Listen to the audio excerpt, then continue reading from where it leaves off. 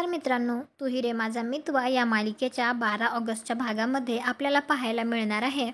Rakesh अर्णवचा blazer घालून आलेला असतो. तो त्याच्याच गाडीत असतो तर तो स्वतःशीच म्हणत असतो, अर्णवचा ब्लेझर ॲक्सिडेंट करायला कारमध्ये आहे राकेश. हे नाव येणार आमच्या अर्णव साहेबांवर.